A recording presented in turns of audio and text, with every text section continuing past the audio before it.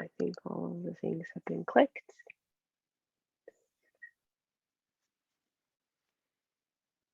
Awesome. Well, as most of you know, I'm Neve, and I'm here with my mom, Audrey Fletcher, um, who birthed me, and she's a registered nurse and a functional medicine health coach certified, which she worked on last year. And congratulations on becoming certified as a functional medicine health coach, because it's a pretty big deal. Yeah. Yeah. So we're jumping on here to share. Basically, my mom did a cleanse last January, and I got to eat some of the tasty, healthy meals. And so I was really curious about doing it with her. And so we decided we're going to do this cleanse. Why not invite others to join us? So in this video, we're just going to share a little bit about what we're doing and why you might want to do it with us. I don't know if you have anything to add to that, but Ken. Yeah. Well, the functional medicine approach to trying to figure out what triggers unhealthy things in your body is to eat a very calming diet, and it's a like a test period, a period of time, say maybe 3 or 4 weeks, which kind of fits in, I think, with what your cleanse would be, your time. And January seems like a really good time of year to do this too. So you're basically bringing foods out of your diet that can cause inflammation so that the body can calm down, and then you at the end of it you would introduce slowly those types of foods back in to see how your body responds. And sometimes it tells you right away, no, don't do this anymore, and you might have to leave that off, maybe permanently, maybe for 6 months, maybe for just as your body kind of tells you. And it's surprising because there's a certain group of foods that probably everybody in your group already knows that can cause your body to say, I'm not happy. I think it goes along well with the basic Ayurvedic type of food ideas. So it's kind of not so much. One of the things is they kind of sometimes people call it a diet, but it's not really a diet because there's no restrictions on the amount of food that you eat. It's just the types of food that you eat. Right. Yeah. So let's talk about a couple of those things. So, um, yeah, one of the things that I really like is what you just said is like there's no calorie restriction. I thought I had a list of things that I wanted to share. Oh yeah, it's you can share them, the 7 or 8 things that this particular calming That cleanse does. Yeah.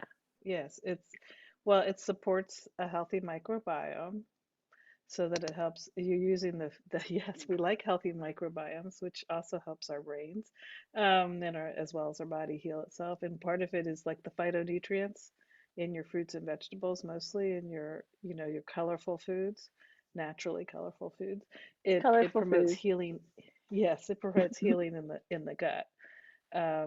It reduces the toxic burden, so it actually helps your body get rid of toxins and get them out. And if you're eating foods that have a lot of toxins in it, then a lot of your energy is on getting rid of those toxins or processing them. So you actually get more energy as you stop putting that load in. And then I'm going to say it's body awareness around food becomes better. Just that's kind of you'll see it all through it, but as you go to the end and maybe reintroduce, you become aware, like, huh, I never knew that every time I ate this, it always made me cough. I have a food and I haven't identified it yet, but I have a food that when I eat in combination with something else, and I've seen it enough, like you become more aware, I go, oh, I'm coughing, just kind of cough for like 2 or 3 hours after I eat it. I haven't figured it out yet. So it's a combination. It's usually some kind of salad issue with something in combination, and it causes that. So I'm excited to see if I can figure out what that is. It's an That is, ongoing challenge. yeah, that is so fascinating. Are you following some of the harder, like the more challenging Ayurvedic things with not mixing carbs and proteins? Yeah, I'm wondering if that's what it is because it's a Because certain salads that I get, and it has if they put in protein with it, and I think that could be it. Hmm. I'm gonna play around it and say this. It's not gonna harm me to figure it out. It's actually gonna help me. So it's kind of what's nice about doing this kind of calming, focused eating is that it gives you a chance to actually observe how does this food actually affect my body. And I don't like thinking of it as medicine, but I really like the thought of food as medicine or food as information. The food tells my body what to do. So choosing wisely helps make my body use that food to what it needs it for. So if you're really anxious, eating food that provides healing gut will help your body produce better serotonin, will help your body calm down. You know that most 80% of the serotonin your body makes is in the gut, and it's not you, it's the microbiomes and the microbiome inside. It's the little helpers that live in our gut that actually produce the serotonin that gives us the feeling of calmness. So, as opposed to medicine, the traditional medicine is, oh, well, let me give you a SSRI, serotonin reuptake inhibitor, so that it makes you have more serotonin in your brain because you're blocking the reuptake. Whereas I think that more healthy approach is let's find out what types of things feed the right biome in my gut to make the serotonin so I can continue to produce it as I need it. Right. So, Can we help our bodies heal us? Because that's what it wants to do. The body naturally wants to heal itself. yeah. Well, that's Ayurvedic. That's an Ayurvedic concept. But anyways, we It's we still it's we're totally that. And even in the science world now, you're seeing debates, and I'm starting to like listen to this. Is it germ theory? Is it terrain theory? There's this whole, it's actually been going on for hundreds of years, but for a long time we said, oh, it's a germ. Well, first of all, germs don't exist. There's no such thing as a germ. There's microbes, microbiota. There's bacteria and viruses. They're all different things, but they're not germs. What's a germ? I don't know. You can go find a germ. I don't know what that is. But there is healthy um, microscopic organisms that can help us or harm us. So that's kind of one of those things. I don't know. Just one day I was thinking, wait a minute, what is a germ? I have all these books on I've studied microbiology. I never saw the word germ in there at all. What is this? So it's just kind of an easy way to say, oh, it's kind of like the adult version of cooties. It's cooties. it's What curious. is that? I love that. What is the germ? There is no germ. Oh man. Anyways, Yes. So then you go with what is the terrain? And I think this is very much more in the Ayurvedic. How is the terrain of your body? What is it? It's like if you were going to plant a nice garden, you want to make sure that you have good soil and that you have worms that like to live in the soil so that it can open it up and versus so the difference between soil and dirt, is you just have dirt. Dirt can just be clay or just solid and there's nothing in it, but you have um, soil, there's a whole world of little tiny creatures that live in there that make it healthy for us. And that's kind of what your body needs to have all those that you want to promote a great flora in your gut and in your body. And really, there's more genetic material in that flora than there is, more of that than there is a human genetic material. So some people will say, which I think is kind of fun, are we a human with microbiota that live us? Or are we a microbiota having a human experience? I mean, like, which one is it? I don't know. okay. Well, I love this conversation, and I think we need to get back to telling people about what Well, I what mean, what we're doing and why we're doing it. yeah, But go ahead. so the idea is to focus on foods that will reduce inflammation in the body because inflammation is what really is the core of a lot of disease. I mean, there's other things, but inflammate foods that cause inflammation causes our body stress. And when our body has stress, then it has byproducts of stress, and sometimes that will come out in dis-ease in the body. Right, which is Ayurvedically, what we talk about is that there's the stages of disease. And so inflammation is like the first initial stages, but then as it progresses, your disease gets worse, right? That's what you're saying. Yeah, Um, your dis-ease can become what we call disease right. when you get to that point where it goes in. And so you kind of want to reel it back and go backwards to, can I take what I'm putting in my body to be as calming, which I think kind of the whole Kitchery does that too. It's a very calming kind of thing. But you can do this with still bringing the phytonutrients from a lot of fruit and vegetables, and a variety of foods, and really to help you identify what foods can be triggers in the body. Yeah. So this is So not strictly Ayurvedic, but I think that they go well together, hand in hand. I think they go excellently together. I'm so excited to go on this cleanse with you because I saw I think you should share if you're willing to. Like I kind of saw you and your dad did it with you, right? And he wasn't really feeling that great. That first week was a little rough, and then you guys started feeling really good. And I could tell you had more energy. But yeah, what was your experience? And Yeah, why are you well, looking forward to doing it typically, again? yeah, I mean, the very first time I did it, I tried to do it kind of on my own, didn't really have anybody else, and that was harder. So this time, when I did it last year, while I was studying in functional medicine, it was a kind of a challenge, and actually there was like, I don't know, 16 people in my particular cohort, and we wanted to get kind of support. So these are people from all over the world, and we did a little, mini group where we all kind of did it at the same time, and it was really fun because people would say, "Oh, I made this and I made that," and show your picture, and it just was encouraging. But for me, it was real important to get your dad to work with me, and he was like, I'm willing to try it. And the first 3 or 4 days, maybe 5 days, can be a little hard, especially if you're a coffee drinker and you're giving up that coffee morning thing.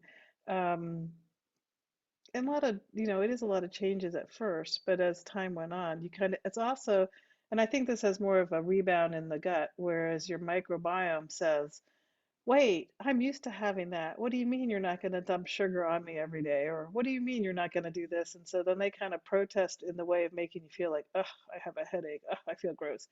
But as you get to that third, fourth, fifth day, it's kind of they start dying off and getting quiet, and they don't bother you as much, and you say, oh yeah, no, you know what, my hand doesn't ache anymore and my knee feels better, and I haven't had gas in the last, week, because your body's calming down and all of those things start to settle and you start noticing it. And then I think it kicks in by like the second week, you start feeling like, oh, I don't even need this. I just wake up in the morning and I feel great. I don't, you start having more energy, and it's like, oh, and a lot of people will notice, oh, I'm losing weight, and there's no calorie restriction. It's like, oh, I like that. They're just like, oh, I feel like I've just got so much extra water or bloating, or and then a lot of times, if we want to go into this, but you find that because you're eating more vegetables and fiber, you have much better regular bowel El- movements. Elimination. Yeah.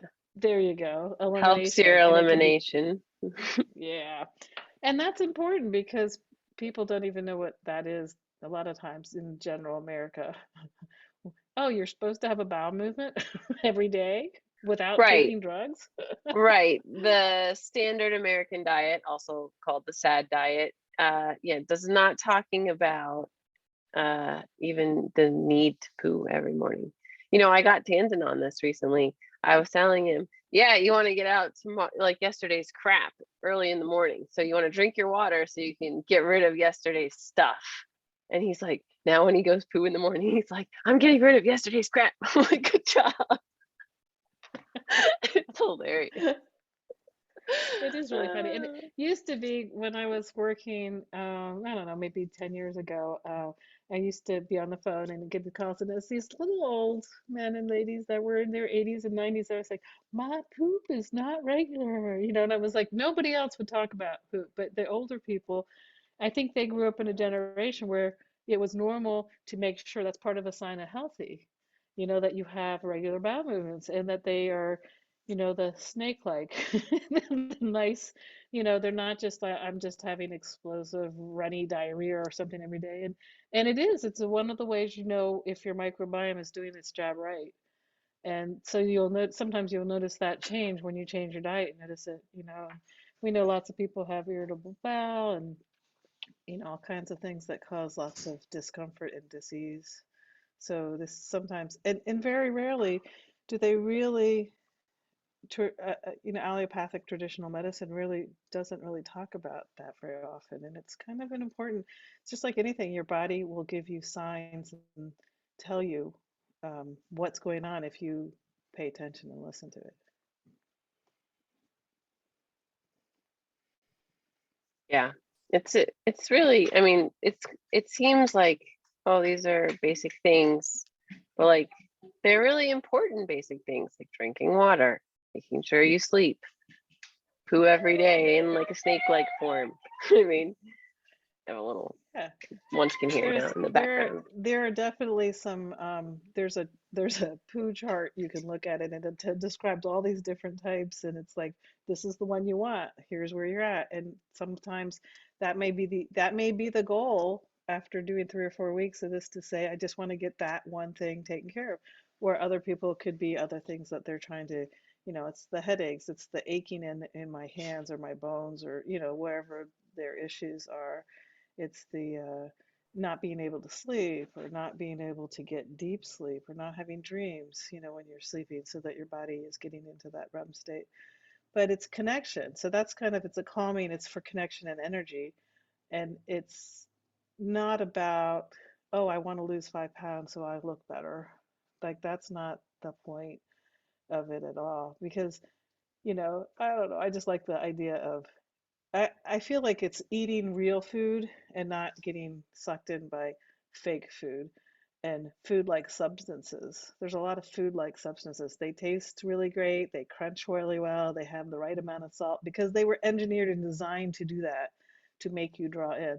But I've noticed, and this, we were starting to talk about that a little bit ago, and I have noticed, and sometimes you just become aware, like, oh, if I eat that bag of, I don't know, chips or something that's a processed food, I noticed that inside my mouth it gets a little, like, almost like raw. It doesn't feel good on my gums, and it can be bad. But think about that. That's the same type of tissue that goes through your whole intestinal tract. And if it's making your mouth raw, it's causing your whole entire internal gut. It's making it raw too, which means it's causing, you can have that whole leaky gut thing just based on the food you're eating. But the good news is it heals fast. The mucosa in your lining heals within hours. I mean, your body quickly tries to repair it. But if you're Yeah, constantly, yeah, if you're constantly trying to attack it, it can't heal. So this kind of gives you a chance for it to calm down and rest. it's almost like you could just say, it's allowing the magic of your body to actually manifest. I mean, we're like a whole universe within us. It's Yeah. it just gets me. It gets into the little, I don't know. I like blow it out, and I'm like, oh my gosh, this is so cool. I'm excited. Um, there's a couple things. I thought there was a couple other things that we wanted to share. Oh, I wanted you to share the story about the soda, and then I don't know Yeah. what else. I mean, everybody, and that's also something that can come up when you do this type of thing. It's like, I have an emotional attachment to my food, and you don't even realize how emotionally attached you are. So I was thinking back on this. It's like, I did not grow up drinking sodas. I remember one New Year's Eve when I was a kid. I have three sisters, and our parents, we were old enough to be left alone. So probably the older two were teenagers, and they'd just gotten a rare. My parents didn't leave a lot at night. So they went to something, and we had one can of whatever cola it was, Pepsi, Coke, or something. And we had these four little shrimp cocktail glasses, these little glasses. And the rule was, whoever divided it was the last one to get to pay, they have to take whatever's left. So course, if you know you're going to get the one with the least amount, you're going to be as even. I mean, we're like literally taking like a dropper and trying to make it as even as possible. And that was our celebration for, New Year's Eve, which was probably at 8 o'clock at night, but we were kids. But that was like, it's the only time I ever remember really drinking soda growing up. Till I was at least a teenager, at least, driving kind of thing, where it was like, ooh, we could go out to McDonald's. Think of that as an exciting thing. But that was the world I lived in. And so fast forward to when you all were little, we didn't really buy Cokes. I didn't buy sodas. I just didn't think that was something that you needed.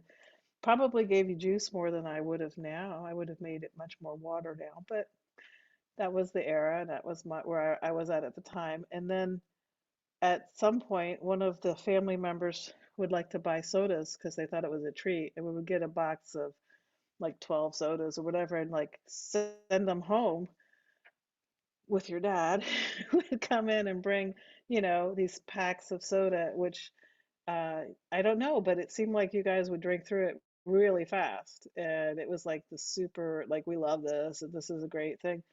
Um, and I don't know, that probably happened when you were older young children, 10, 11, 12, I don't know, remember. But one day you came in and said, I've given up drinking all sodas. And I was like, okay, well, that's good because I never liked them, but I kind of had just let it slip into our life. And it just challenged me. Why, it is like, what is healthy in soda? And I remember my grandmother used to call it sugar water. What are you gonna drink that sugar water for? It's a gut rot. That's what she called it, gut Is rot. that Why is would you that drink Grandma that gut Grace? rot? Grandma Grace would say that. Yes. Ah, I Yeah, love don't that lady. don't drink that gut rot sugar water. Grandma Grace, who was born in Arizona. So yeah, it was yeah, one of those things that it just kind of like, oh, I've really like slowly let this stuff into my life, and I don't want to have it here, and so I kind of stopped drinking it. And then I think, oh my gosh, it's been years and years and years, and it doesn't have an appeal because usually I just, if I want soda, I think, oh, I'm really thirsty, let me get some water. And so it wasn't that hard to give it up because I wasn't that addicted. But I'm amazed at, you think about how much all all of the advertisement for it and everywhere you go, and like, which sodas do you have? Let's have a war between this soda and that soda, and oh, we have this, what was that old sketch? Pepsi, no Coke, or something like that. Like, they used to have all that. And just thinking about how that goes, and your brother was saying how when he used to work at waiting, when he waited tables, he would know that if somebody got a diet soda, that he'd have to go back and fill up a whole nother pitcher. And by the time he came out, he had to bring it up because it literally made people thirsty. Drinking that, he would notice it over any other drink. The diet sodas were ones that they would just keep having to, it like created a desire to drink more of it, almost an instant addiction. And I've never, So if diet interesting. sodas work, yeah, if diet sodas work, there should be lots of thin people drinking diet sodas, but I don't really, I think they just make you thirsty and they don't really fill any nutritional thing. And it was just one of those things, reflecting back and thinking, like, now it's not really, I'm like, no, I'm not really excited about about thinking that's not an easy thing to give up because it's just not a part of my life. But I think that was way back when, and you kind of promoted the, why are you drinking that? Oh, yeah, why am I? It's just one of those things that kind of comes out. And I think that's the same thing when you do elimination of certain foods to calm your body. You start realizing that it's not really giving up anything, it's actually gaining because you're focusing and intentionally eating. Yeah, and I think that's what we should just kind of close it out and share with people is what we're going to focus on to eat and what we're going to avoid. And the only thing that this is, I feel like, really different than Ayurveda is that you really can't cheat because the goal is to figure out like what you're having reactions to, what's causing pain in your body, or right. So it's a little bit um, trickier in that sense. I think that's why the community is important, doing it with other people and sharing about how your experience really. So foods to eat. Uh, you want to eat dairy alternatives, ghee being one of those things that you can, like, if you were using butter, you would switch to ghee kind of thing. And a lot of other alternatives like coconut milk or those type of things.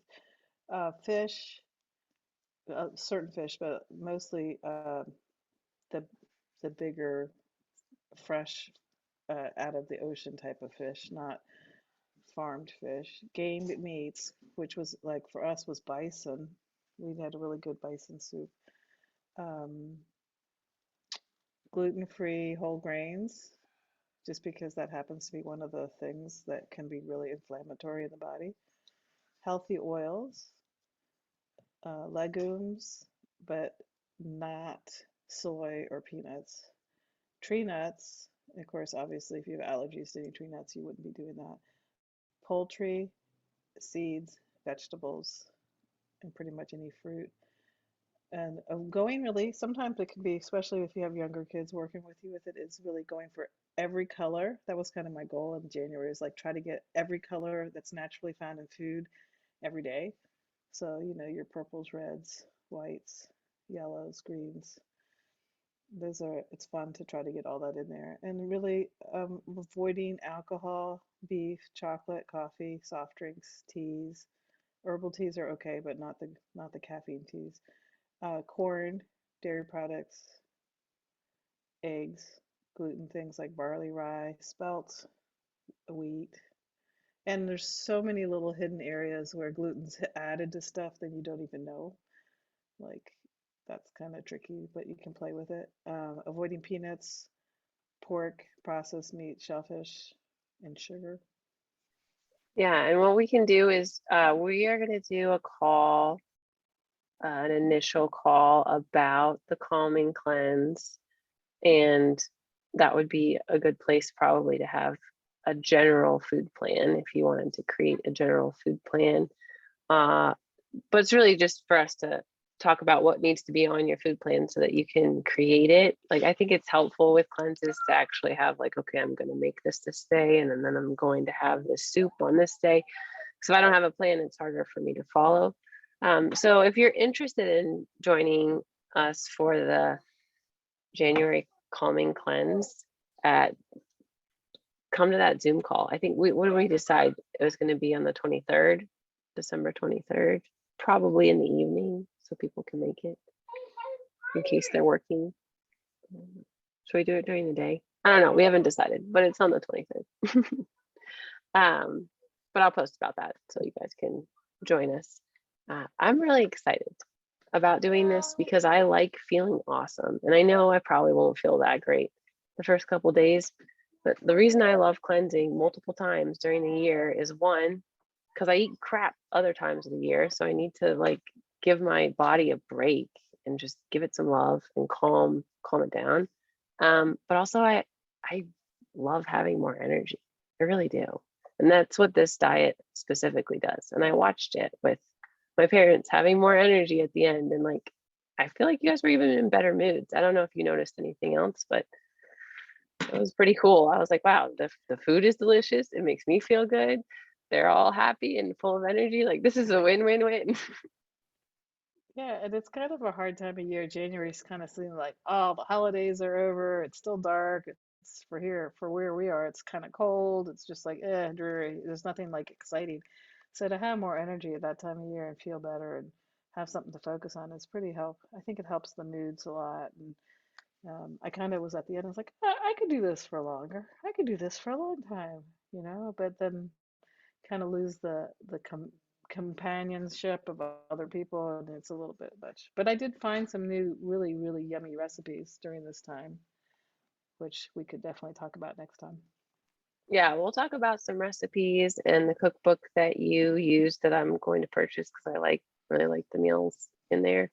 Um, yeah, and just answer any questions about the cleanse and what we're doing for it. We'll do that on the Zoom call. So yeah, let me know. Send me a message if you have any questions or comment.